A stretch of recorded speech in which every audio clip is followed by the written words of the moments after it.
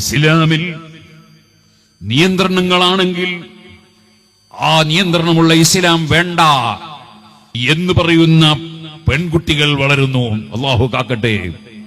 ഇസ്ലാം നിയന്ത്രണങ്ങളല്ല, ഇസ്ലാം സംരക്ഷണമാണ്. നിയന്ത്രണമില്ലെങ്കിൽ സംരക്ഷണം ഉണ്ടാവോ? യാതൊരു നിയന്ത്രണവും ഇല്ല. നാദാവൂർ തങ്ങാടിയിൽ ഒരാള് നല്ലൊരു പീടിക തുറന്നു വെച്ചിരിക്കുന്നു.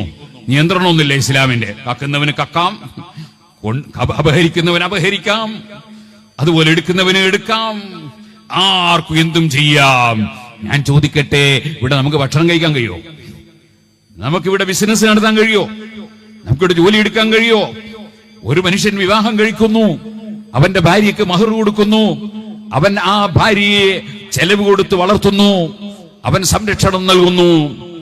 പക്ഷേ ആ ഭാര്യയ്ക്ക് തോന്നുന്നു ഇസ്ലാമിൽ കുറെ നിയമങ്ങളുണ്ട്, അന്യപുരുഷന്മാര് വരുമ്പോ പാതിരക്ക് വാതിൽ തുറന്നു കൊടുത്തൂടാ, അന്യപുരുഷന്മാരുമായി ചാറ്റ് ചെയ്തൂടാ, അന്യപുരുഷന്മാരുടെ മുമ്പിലേക്ക് ഇറങ്ങിക്കൂടാ, അവന്റെ കൂടെ ഒറ്റക്ക് റൂം കിടന്നൂടാ, നിയന്ത്രണമുണ്ട്, അതുകൊണ്ട് ഞാൻ ഇസ്ലാമിന് രാജിവെക്കാണ് എന്ന് പറഞ്ഞാൽ ചോദിക്കട്ടെ, അതേ ചിന്ത നിന്റെ ഭർത്താവ് ചിന്തിച്ചാൽ, നിന്റെ ഭർത്താവിനൊരു നിയന്ത്രണവും ഇല്ല, കാണുന്ന പെണ്ണിന്റെ പിന്നാലെ പോകാം, ആരുമായും സല്ലപിക്കാം, ആരെയും സ്പർശിക്കാം, ആരുമായും ബന്ധപ്പെടാം.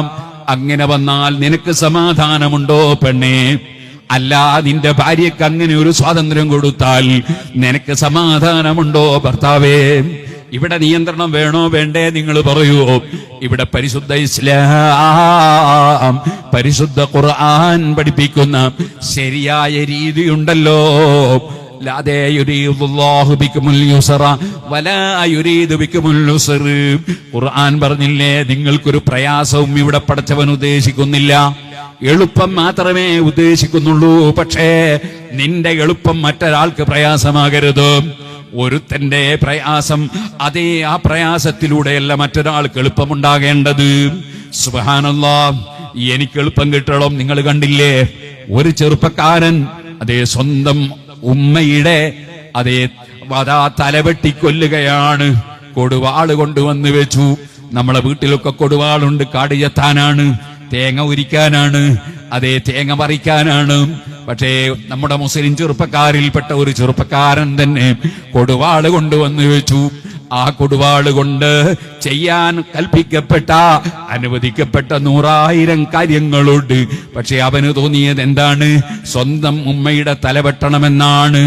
ചോദിക്കട്ടെ, ഇങ്ങനൊരു സ്വാതന്ത്ര്യം അനുവദിക്കാൻ പറ്റുമോ? അങ്ങനെ അനുവദിച്ചാൽ ഇവിടെ ലോകം നിലനിൽക്കുമോ? ഇവിടെ മനുഷ്യകുലത്തിന് ജീവിക്കാൻ കഴിയുമോ? അവിടെ ബാപ്പയോടെങ്ങനെ പെരുമാറണം, ഉമ്മയോടെങ്ങനെ പെരുമാറണം? നിന്റെ കയ്യിൽ കൊടുവാള് കിട്ടിയാൽ വേറെ ആരെയും നിനക്കത് കൊണ്ട് വധിക്കാൻ പാടില്ല. മുസ്ലിമിനെയും വധിക്കരുത്, അമുസ്ലിമിനെയും വധിക്കരുത്.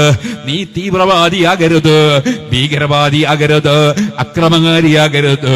നിനക്കതിനെ സംബന്ധിച്ച് ബോധം തരൽ ആവശ്യമുണ്ടോ? ഇല്ലേ? അങ്ങനെ ഒരു ബോധം തരാൻ അല്ലാഹു തആല നിയോഗിച്ചവരല്ലേ ലോകത്ത് കഴിഞ്ഞുപോയ സർവ്വ മുർസലീങ്ങളും. അവർക്ക് അവസാനമായി വന്ന വ്യക്തിയല്ലേ. മാകാന മുഹമ്മദുൻ നബാ അഹദിൻ മിൻ റിജാലികും വലാകിർ റസൂലുള്ളാഹി വഖാതമൻ നബിയ്യീൻ. അവസാനത്തെ റസൂലുൻ നബിയുമായി അല്ലാഹു നിയോഗിച്ചയച്ച മുഹമ്മദുർ റസൂലുള്ളാഹി സല്ലല്ലാഹു അലൈഹി വസല്ലം. എല്ലാവരും എഴുന്നേറ്റ് ഒരു സലാത്ത് ചൊല്ലണം. സലാത്തുൻ അലാ നൂരിൽ വുജൂദി വആലിഹി വഅസ്ഹാബി ബദരിൻ സുമ്മ കുല്ലി സ്വഹാബതി. അല്ലാഹു സുബ്ഹാനഹു വ തആല ലോകം മുഴുക്കെ സൃഷ്ടിച്ച് സംവിധാനിച്ചവൻ. നമ്മുടെ കിഡ്നിയും നമ്മുടെ ഹാർട്ടും നമ്മുടെ ബ്രെയിനും നമ്മുടെ കരളും നമ്മുടെ ശ്വാസകോശവും നമ്മുടെ എല്ലും പല്ലും തോലും നമ്മുടെ രോമവും നമ്മുടെ മാംസവും മജ്ജയും എല്ലാം എല്ലാം സൃഷ്ടിച്ച് അതൊക്കെ സംവിധാനിച്ചു തന്നവൻ നമുക്കെന്തിനു കഴിയും? നമുക്കെന്തിനു സാധിക്കും? വലിയ ഹുങ്കോടുകൂടി പടച്ചവനെ ചോദ്യം ചെയ്യുന്നവൻ, പടച്ചവന്റെ നിയമങ്ങളെ ചോദ്യം ചെയ്യുന്നവൻ. എടോ ചെറുപ്പക്കാരാ, നീ ഉമ്മയുടെ കഴുത്ത് വെട്ടാൻ ഒരുങ്ങുന്നു അല്ലേ? ഞാൻ ചോദിക്കട്ടെ, നിന്റെ അന്ത്യം എങ്ങനെയാണെന്ന് നിനക്കറിയാമോ? നീ ഏത് ദിവസം ഏത് രോഗത്തിലാണ് പോയി വീഴുന്നറിയാമോ? എത്ര ചെറുപ്പക്കാരുണ്ട് സുബ്ഹാനല്ലാഹ് പെട്ടെന്ന് തളർന്നു പോകുന്നു. നമ്മുടെ സ്ഥാപനത്തിൽ പഠിക്കുന്ന ഒരു കുട്ടി, നമ്മുടെ ഈ നാദാപുരം ഡിവിഷൻ SSFന്റെ സെക്രട്ടറി റയീസ്, അദ്ദേഹം കഴിഞ്ഞ ആഴ്ച പെട്ടെന്ന് തളർന്നു. അദ്ദേഹത്തിന് ഏകദേശം 5 ലക്ഷം ഉറുപ്പികയുടെ മേലെ ഇന്നലെ വരെയായി ആശുപത്രിയിൽ ചെലവ് വന്നു. 2 ഓപ്പറേഷൻ കഴിഞ്ഞു. അൽഹംദുലില്ലാഹ് ഇപ്പൊ സംസാരിക്കുന്നുണ്ട്. പക്ഷെ ഒരു ഭാഗം ഇപ്പോഴും തളർന്നിട്ടുണ്ട്. അല്ലാഹു തആല അത് പൂർണ്ണമായി സുഖപ്പെടുത്തി കൊടുക്കട്ടെ. ബാക്കി കാര്യങ്ങളും അല്ലാഹു തന്നെ സുഖപ്പെടുത്തട്ടെ. പടച്ചവനല്ലേ നിയന്ത്രിക്കുന്നവൻ. അല്ലാഹുവിനോട് ദുആ ചെയ്തു.